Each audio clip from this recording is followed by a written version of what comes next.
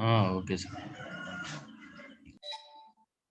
Class start చేస్తాం labour time is over. पिछली कक्षा में हमने बरसते बादल पाठ को कविता पाठ అనేది ఒక పోయం అన్నమాట। कविता पाठ को हमने प्रारंभ किया था। उस कक्षा में उन्मुखीकरण, उद्देश्य, विधा विषय के बारे में हमने जानकारी प्राप्त की। लास्ट क्लास को మనము बरसते बादल कविता पाठని ప్రారంభించి ఉన్ముఖీకరణ, ఉద్దేశ్య, విధా విషయ ఆ విషయాల గురించి చర్చించుకున్నాము, కొన్ని విషయాలు తెలుసుకున్నాము। आज की हमारी इस कक्षा में हम कवि के बारे में जानेंगे। कवि परिचय गुరించి తెలుసుకుంటాం। क्योंकि कवि के बारे में जानना भी हमारे लिए बहुत आवश्यक है। आवश्यक मीन्स नीड। कवि परिचय గురించి కొన్ని విషయాలు మనకి చాలా విషయాల వరకు తెలుసుకోవాలి। ఎందుకంటే పరీక్షలో సారాంశం క్వశ్చన్ వస్తాయి కాబట్టి అందులో కంపల్సరీ కవి పరిచయం గురించి రాయాల్సి ఉంటుంది కాబట్టి ఇన్ఫర్మేషన్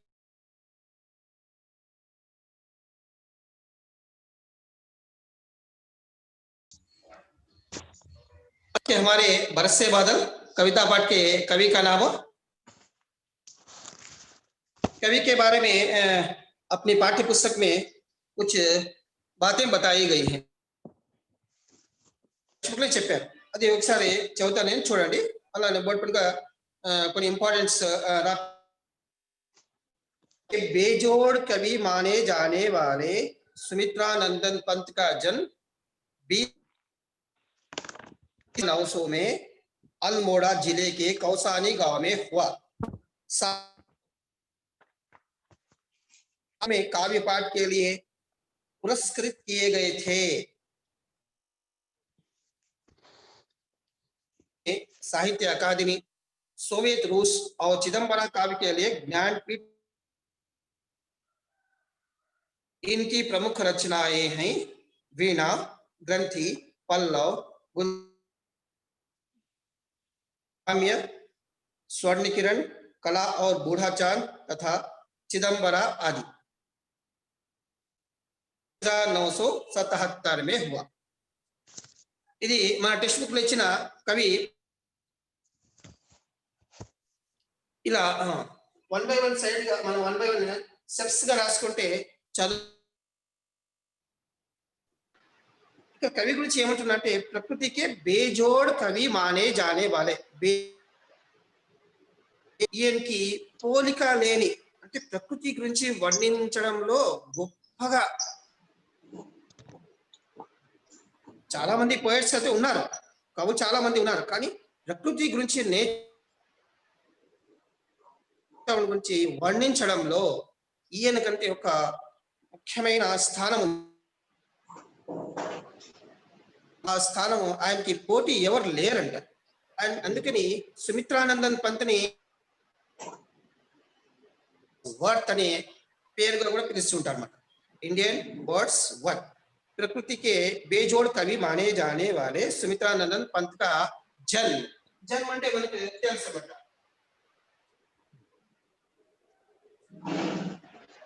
జన్మ అంటే బర్త్ అన్నమాట। ఎప్పుడైంది? 20 मई 1900 अल्मोड़ा जिला कौसानी गांव। 20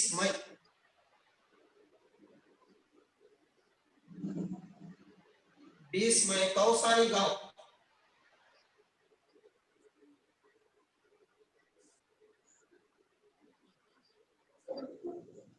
कौसानी गांव अल्मोड़ा जिला।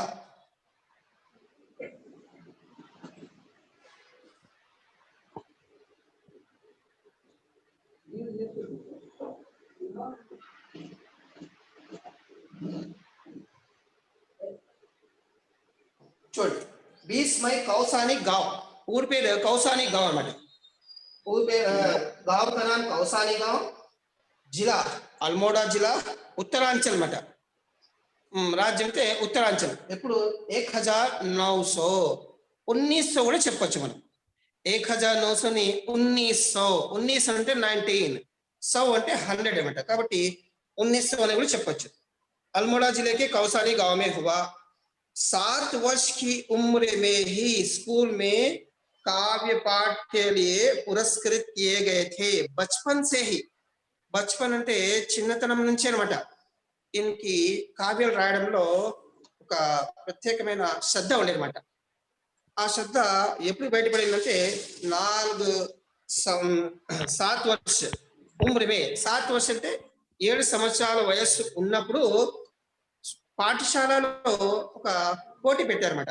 కవితలు రాయడంలో ఒక పోటీ పెట్టారు. కావ్య పాఠకి వెళ్ళి పురస్కృత్ ఆ పోటీలో ఈయనకి మంచి ప్రైజ్ వచ్చింది. మంచి కవిత రాయడంలో టీచర్ కూడా చాలా ఆశ్చర్యపోయారన్నమాట. ఎందుకంటే ఇలాంటి కవిత అనేది వర్డ్స్ ఆ కవితలో ఆయన యూజ్ చేస్తారు కదా, ఆ పదాన్ని చూసి టీచర్ కూడా చాలా ఆశ్చర్యపోయినారు. ప్రకృతి పైన ఉండే ఆయనకి శ్రద్ధ ప్రేమ అని చూసి ఎందుకు 7 సంవత్సరాల వయసే, అప్పుడు 7 సంవత్సరాల వయసునే ఆ కావ్యం రాయడం వల్ల ఈయనకి పాఠశాలలో అవార్డు ఇచ్చారన్నమాట. పురస్కృత్ అంటే సన్మానించడం జరిగింది. అప్పటి నుంచి ప్రకృతి పైన ప్రేమ ప్లస్ కావ్యం రాయడంలోనే ఇంట్రెస్ట్ అనేది స్టార్ట్ అయింది, మొదలైంది సుమిత్రానందన్ పంత్. తర్వాత ఇవి రాసిన తర్వాత మనం కొన్ని విషయాలు వాళ్ళ తల్లి పేరు తండ్రి పేరు కూడా మనం తెలుసుకోవాలి. మాతా కా నామ్ సరస్వతి.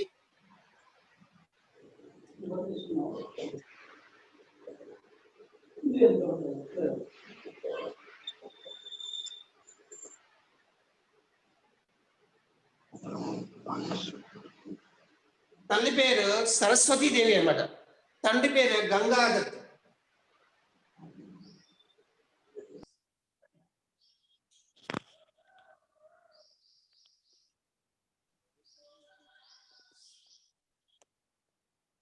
माता का नाम सरस्वती देवी, पिता का नाम गंगादत्त. ये है 2 दंपति के संतान. संतान అంటే పిల్లవాడమంట, సంతానం. साहित्य लेखन के लिए इन्हें साहित्य अकादमी, సాహిత్య లేఖన లేఖ అంటే రాయడంలో అనమాట, సాహిత్యం రాయడంలో కూడా ఈయనకి ఒక అవార్డు ఇచ్చాడు. ఆ అవార్డు ఏంటంటే సాహిత్య అకాదమీ. ఆ అవార్డు ఎప్పుడు ఇచ్చాడంటే 1960లో అనమాట. కళా ఔర్ బూఢా ఛా అనమాట.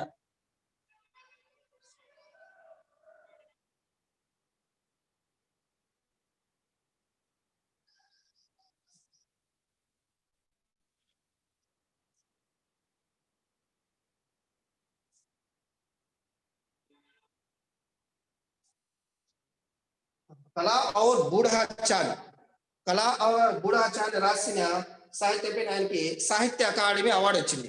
ఎప్పుడు వచ్చిందంటే 1960లో. 1960ని 1960 అంటారు. 60 అంటే 60 అనమాట.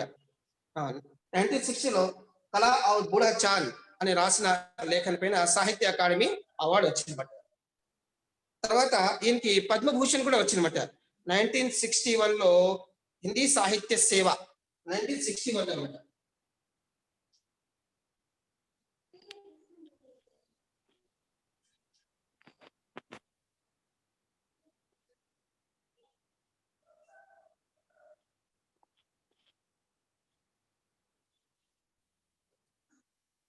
హిందీ పైన ఉండే అభిరుచి, ఇంట్రెస్ట్, దానిపైన రాసిన సాహిత్యం పైన ఈయనకి 1961 1961 లేకపోతే 1961 చెప్పొచ్చు. 1961 హిందీ సాహిత్య సేవ సమితి వాళ్ళు ఏం చేశారు, పద్మభూషణ్తో పురస్కరించారు. ఎవరిని? సుమిత్రానందన్ పంత్ అనమాట. పద్మభూషణ్ से अवार्ड से भी इन्हें सम्मानित किया गया.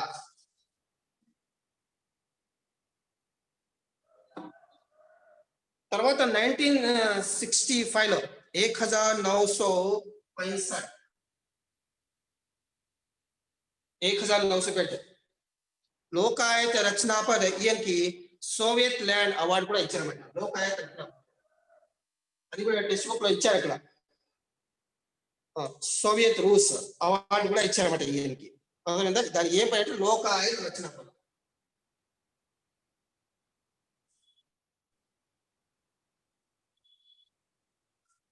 అది 1965లో ఇక్కడ టెక్స్ట్ బుక్ లో ఇచ్చారు. సోవియట్ రూస్ దాని తర్వాత ఒక జ్ఞాన్పీఠ్ పురస్కార్ అనేది కవితలకి ఇస్తూ ఉంటారు అనమాట. ఆ జ్ఞాన్పీఠ్ పురస్కార్ 1968 లో వచ్చింది. 1967.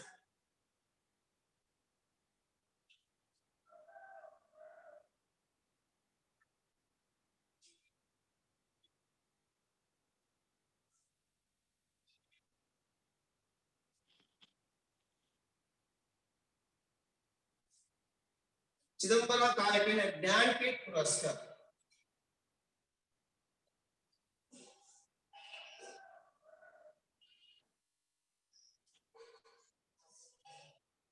चिदंबरा काव्य 1968 लो 1968 में ज्ञानपीठ पुरस्कार चिदंबरा काव्य के लिए ज्ञानपीठ पुरस्कार दिया गया. తర్వాత ఇంకి కొన్ని ప్రముఖమైన రచనలు ఉన్నాయన్నమాట.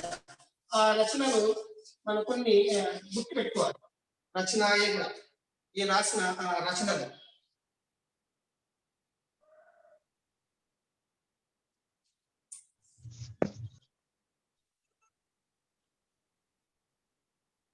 रचना शुक्ल वाणी ग्रंथि पल्लव अन्य वीणा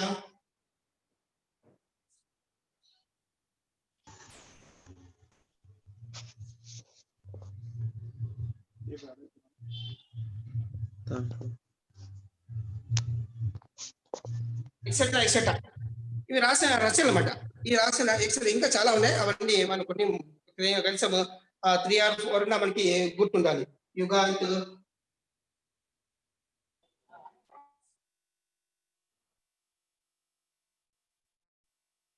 ఆది శుక్ల ఉన్నాయి కాబట్టి అన్ని రాసుకోవచ్చు. మిగతా తెలుసుకుంటే సార్.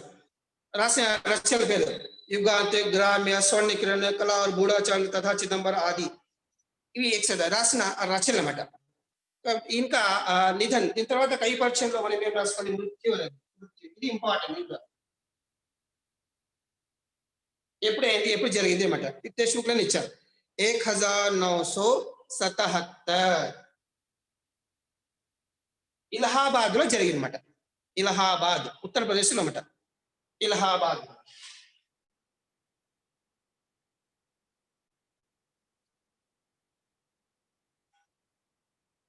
ఇలహాబాద్ ఉత్తరప్రదేశ్ లో మృత్యు అయిందన్నమాట. ఎప్పుడు అంటే 1977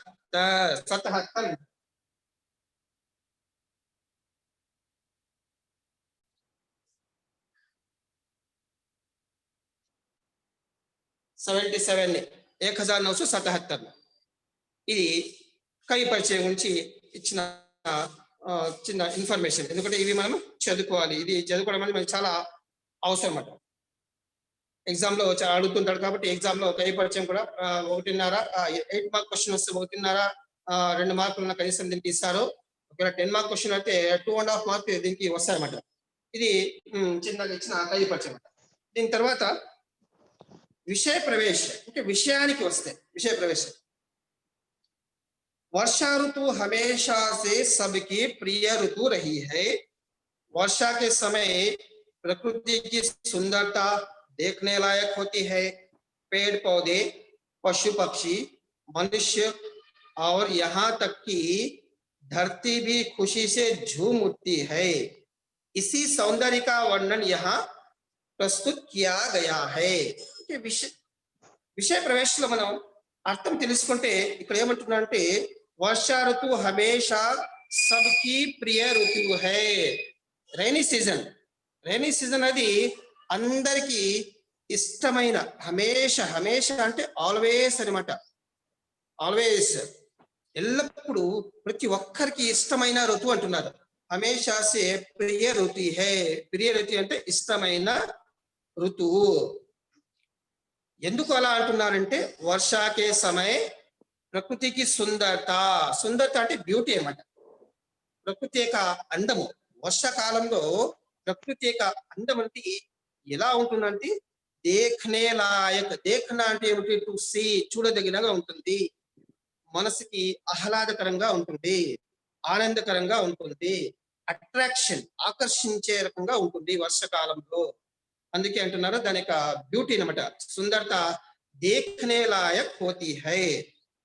ఇంకా దాని గురించి కొన్ని ఉదాహరణ ఇస్తున్నాడు. ఏమేమి పేड़ పౌధే అంటే చెట్లు మొక్కలు, పశు పక్షి పశువులు పక్షులు, మనుష్య మనిషి అయితే మానవులంతా కూడా और यहाँ तक के ఈ ప్రాణముల జీవులే అని కాకుండా ధरती भी खुशी से झूम उठी है. భూమి కూడా సంతోషంతో ఆనందంతో ఊగిపోతుందంట. झूमना అంటే నాట్యం చేయడం. అంటే ప్రకృతి ఆ వర్షకాలంలో ఉండే అందాన్ని చూసి భూమి కూడా ఆనందంతో నాట్యం చేస్తుంది అంటున్నారు. అంటే మనసులో రకరకాలమైన భావాలు, సంతోషకరమైన ఫీలింగ్స్ అనేది ప్రతి ఒక్కరికి ఏర్పడతాయి అనేది ఈ విషయ ప్రవేశంలో అంటున్నారు. झूम उठी है इसी సౌందర్య का वर्णन. ఆ సౌందర్యం అంటే ఏమిటి? అందం.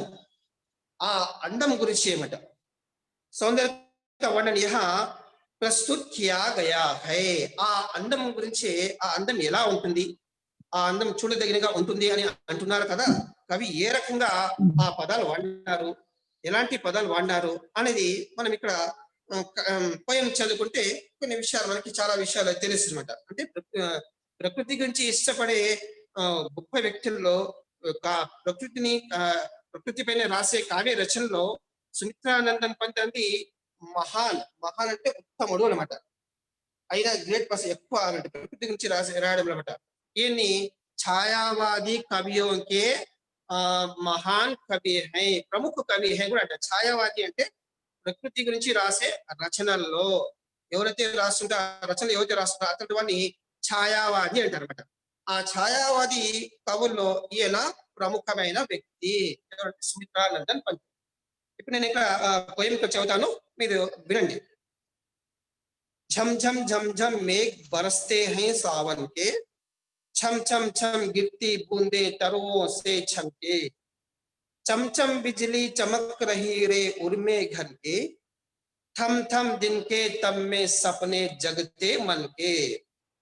झम झम झम झम मेघ बरसते हैं सावन के, छम छम छम गिरती बूंदे तरुओं से छमके, चमचम बिजली चमक रही रे उर्मे घन के, थम थम दिन के तम में सपने जगते मन के.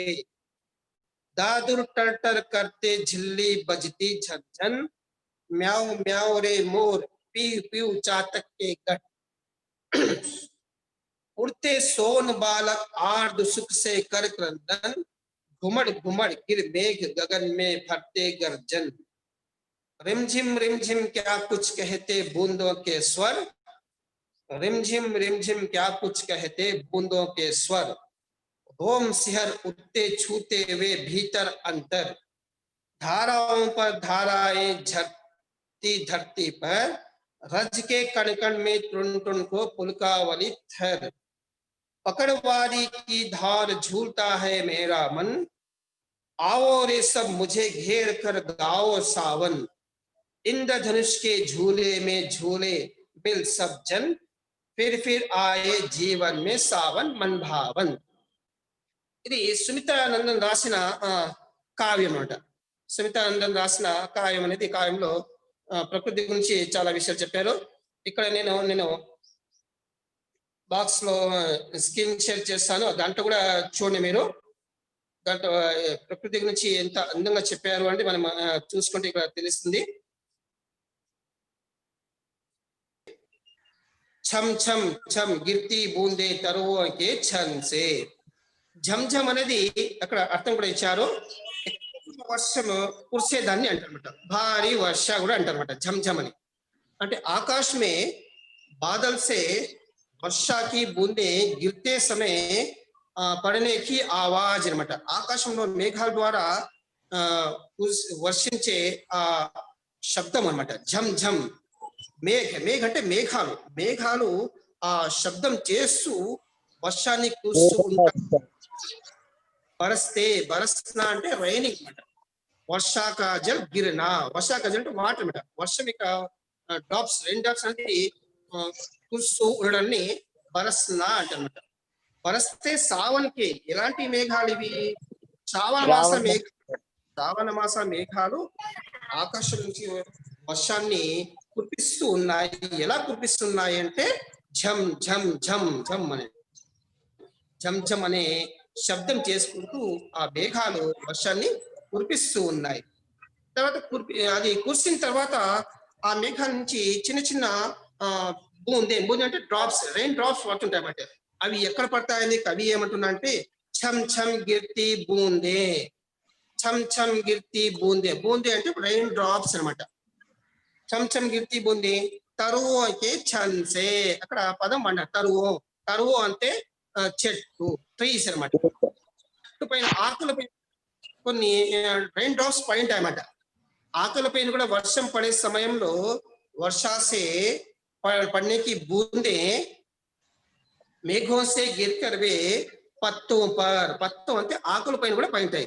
కానీ పడిన మరుక్షణమే తరువు సే ఛన్ కే, ఛన్ అంటే సెకండ్, మరుక్షణమే అది ఎలా కింద రాలుతాయంటే స్టార్టింగ్ లో పదం ఇచ్చారు ఛం ఛం, ఛం ఛం అంటే ఛం ఛం అని శబ్దం చేసుకుంటూ చెట్టు పైన ఆకుల పైన ఉండే ఆ చిన్న రైన్ డ్రాప్స్ ఎలా కింద పడుతుంటాయంటే ఛం ఛం అని శబ్దం చేసుకుంటూ పడుతుంటాయి అనేది కవి అంటుంటారు. అంటే ఇక్కడ మనం ఒక విషయం బాగా గుర్తుపెట్టుకోవాలి. కవి ఆ శబ్దాన్ని కూడా విని అర్థం చేసుకుని దానికి ఒక డిఫరెంట్ పదం అని ఇచ్చాడు అని మనం తెలుసుకోవాలి. అంటే ప్రకృతిని ఎలా లోతుగా డెప్త్ గా ఆయన ఆలోచించాడు అనేది తెలుస్తుంది ఇక్కడ మనకి. నెక్స్ట్ చంచం బిజిలి, చంచం అంటే చంచం సౌండ్ వస్తాను అన్మ్యూట్ చేసుకోండి అందరూ. చంచం బిజిలి చమక్ రహీ రే. బిజిలి అంటే ఏమిటి? మెరుపు అనమాట. చమక్న అంటే టు షైన్. ఎక్కడ అది మెరుస్తుంది? ఆకాశంలో. ఆకాశంలో ఎలా మెరుస్తుంది అంటే టిమ్ టిమ్, చంచం అంటే ఇక్కడ టిమ్ టిమ్ లాగా అంటే నక్షత్రాన్ని ఆకాశంలో చూసినప్పుడు మనము రాత్ కే సమయమే చమక్తే హై, दिन में सूरज चमकता है, रात में चांद चमकता है. కాబట్టి నక్షత్రాలు ఎలా మెరుస్తుంటాయి అంటే టిమ్ టిమ్ టిమ్ లాగా అవి మెరుస్తూ ఉంటాయి. ఇక్కడ కూడా అంతే, ఆకాశంలో నల్లని మేఘాలు వచ్చినప్పుడు ఆ మేఘాలు మధ్యలో మెరుపు కూడా మెరుస్తూ ఉంటుంది. చంచం బిజిలి, బిజిలి అంటే మెరుపు అంట. చమక్, చమక్ అంటే టు షైన్, మెరవడం అంట. చమక్ రహీరే ఉర్ మే ఘన్ కే. ఉర్ అనే ఒక పదం ఇక్కడ వాడారు. ఉర్ అంటే మనస్సు అనమాట. అంటే ఆ మేఘాలు కూడా మనసు ఉంటుంది అని కవి అంటున్నారు. ఆ మనసు ద్వారా అవి మనస్సులో అవి మెరుస్తూ ఉంటుంది. ఘన్ అంటే ఏమిటి? మేఘాలు అన్నమాట. కాబట్టి ఆ మేఘాలు కూడా మనస్సు ఉంటుంది. ఆ మనస్సులో బిజిలి మెరుపు అనేది టిమ్ టిమ్ టిమ్ టిమ్ లాగా మెరుస్తూ ఉంటుంది. ఆ మెరవడం కూడా ఒక రకంగా మంచిదే, ఎందుకంటే వర్షాన్ని కురిపిస్తూ ఉంటుంది అనేది కవి ఇక్కడ అన్నమాట. నాలుగో లైన్ లో కవి ఏమంటున్నాడు? తమ్ తమ్ దిన్ కే తమ్మే, తమ్ తమ్, తమ్ తమ్ అంటే ఇక్కడ కొన్ని, ఎందుకంటే వర్షాలు లేక మనసులో చాలా రకాలమైన కోరికలన్నీ కూడా, మనుషులే కాదు పశువులు, జంతువులు, ప్రకృతి అంతా కూడా మనసులో కోరికలన్నీ కూడా ఆగిపోయి ఉంటాయన్నమాట. ఎప్పుడైతే శ్రావణ మాసం వస్తుందో మనసులో ఒక రకమైన ఆశ అన్నమాట. ఏం ఆశ? వర్షం వస్తుంది, వర్షం వచ్చినప్పుడు ఎన్నో పనులు జరుగుతాయి అనేది మన మనసులో, మనుషులకి, పశువులకి, పక్షులకి, ప్రకృతికి మనసులో ఒక ఆశ ఉంటుంది అని కవి అంటారు. అందుకే ఇక్కడ ఏమన్నారు? వర్షం అది రాత్రిపూటగా కురుస్తూ ఉంటుంది, డే టైమ్ లో కూడా వర్షం అది కురుస్తూ ఉంటుంది. అందుకే కవి ఇక్కడ ఏమన్నాడు? థమ్ థమ్ దిన్కే తమ్మే. థమ్ థమ్ అంటే ఆగిపోయినాయి, థమ్ అంటే ఆగిపోవడం, దిన్కే తమ్మే ఆ మేఘాలు వచ్చినప్పుడు, తమ్ అంటే డార్క్నెస్, చీకటి అన్నమాట. దిన్కే తమ్మే పద్యంలో లాస్ట్ ఏదో చూడొచ్చు మీరు. థమ్ థమ్ దిన్కే తమ్మే సపనే జగతే మన్మే అంటే పగటి పూట కూడా మేఘాలు వచ్చినప్పుడు, నల్లని మేఘాలు, కాలే బాధలు ఆనేసే, కాలే బాధలు, కాల అంటే చీకటి అన్నమాట. కానీ ఆకాశంలో వచ్చే మేఘాల ద్వారా వచ్చే నల్లని మేఘాలు అనేది ఒక డార్క్నెస్ అంటే ఇక్కడ ఒక ఆశ అన్నమాట మనస్సులో, ఏమి కలలు అన్నమాట. సపనే జగతే మన్కే అంటే మనసులో ఒక రకమైన మన పనులు అవుతాయి, మన పనులు చేసుకోవచ్చు. ఒక రకంగా ఇక్కడ ఎక్కువ సంతోషము, రైతు అనేది సంతోషపడుతుంటారు. ఎందుకంటే మేఘాల ద్వారా వర్షం వస్తుంది, ఆ వర్షాల ద్వారా నేను పంటని పండించుకోవచ్చు, ఆ పంటని అమ్ముకోవచ్చు, నా కుటుంబాన్ని పోషించుకోవచ్చు అనేది. అందుకే కవి అక్కడ అన్నారు, అంటే మనసులో కళలు అనేది మేల్కొంటాయి. ఎవరిని చూసి? ఆ నల్లని మేఘాలు, పగటిపూట వచ్చే నల్లని మేఘాలను చూసి కిసాన్ కే మన్ మే సప్నే జగతే హై, కిసాన్ అనేదే కాదనమాట, ప్రతి ఒక్కరు కూడా పనులు అనేది జరుగుతాయి అనమాట. కాబట్టి वर्षा का इस प्रकार का वर्णन कोई और कभी नहीं कर सकता. ఈ రకంగా వర్ణించాలంటే ఆ రకమైన వర్ణించబడి వేరే ఎవరు కవి కూడా ఆ రకంగా వర్ణించలేదు అనేది మనం చెప్పొచ్చు. నెక్స్ట్ నెక్స్ట్ పద్యంలో కవి ఏమంటే దాడుర్ టర్ టర్, రెండోది కూడా ఇక్కడ నేను షేర్ చేశాను. రెండు పద్యం కూడా ఒకసారి చూడండి. అది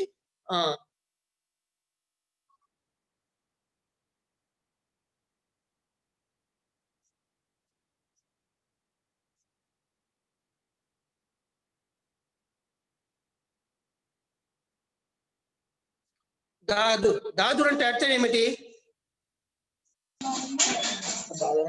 కప్పల్. దాదుర్ అంటే అర్థం ఏమిటి? దాదుర్ ఫ్రాగ్. ఫ్రాగ్. దాదుర్ మీన్స్ ఫ్రాగ్ అనమాట. दादुर అంటే ఇక్కడ फ्रॉग కింద వస్తుంది. दादुर वर्षा के समय दादुर कैसे टर्टर करती है?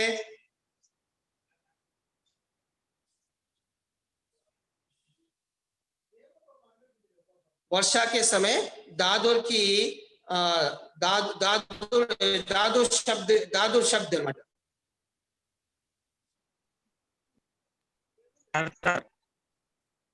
టర్ టర్ दादुर टर टर टर टर అనమాట. दादुर टर टर करती है. दादुर टर टर करते झिल्ली बजती झन झन. दादुर टर टर करती झिल्ली बजते झन झन. झिल्ली అంటే ఇక్కడ కీచురాలు అన్నమాట. అవి ఎలా ఉంటాయంటే అవి ఎలా అరుస్తాయంటే ఇక్కడ ఏమన్నారు ఇక్కడ కవి दादुर टर टर करते झिल्ली बजती झन झन. झिल्ली बजती झन झन అన్నమాట. दादुर दादुर అంటే ఇక్కడ मेंढक. मेंढक को कवि ने यहाँ बताया गया है. दादुर कैसे अपनी आवाज आवाज అంటే శబ్దము అంట. दादुर అంటే పశువులు పక్షులు కూడా అన్నారు కదా, उनकी पशुओं की भी यहाँ खुशी का आनंद कैसे वे हमें बताते हैं అనేది కవి అంటున్నారు. दादुर टट्टर करते झिल्ली बजती झन झन. झिल्ली అంటే చిన్నగా కీచురాలు నల్లగా ఉంటుందన్నమాట. छोटा सा और काला कीड़ा. कीड़ा అంటే పురుగు అనమాట. छोटा सा काला कीड़ा होता है, वे झनझन झनझन करके वे आवाज अपनी आवाज वर्षा के समय करता रहता है. తర్వాత ఇక్కడ రెండు పద్యం అంటున్నా म्याओ म्याओ अरे मोर. म्याओ म्याओ म्याओ म्याओ म्याओ అంటే मोर. मोर తెలుసు కదా, నెమలి. ये जंगल में वर्षा के समय श्रावण मास में सावन के महीने में जंगल में अपना नाच दिखाकर सारे जंगल में घूमता हुआ म्याओ म्याओ करता हुआ आनंद के साथ खुशी के साथ झूमता है मोर. मोर అంటే నెమలి పక్షి. పీయు పీయు చాతక్ के गण. పీయు పీయు చాతక్ के गण. पीयू पीयू అనేది చాతక్ అనేది పపీహ ఒక రకమైన పక్షి. ఇది పక్షి का नाम है चातक पक्षी है. चातक पक्षी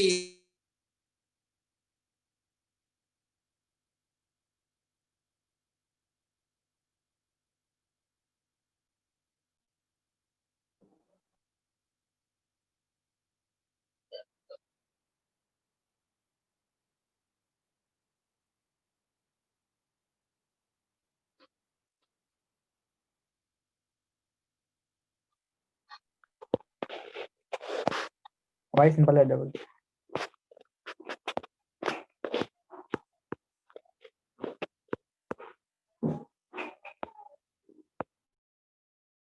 आवाज से टट्टर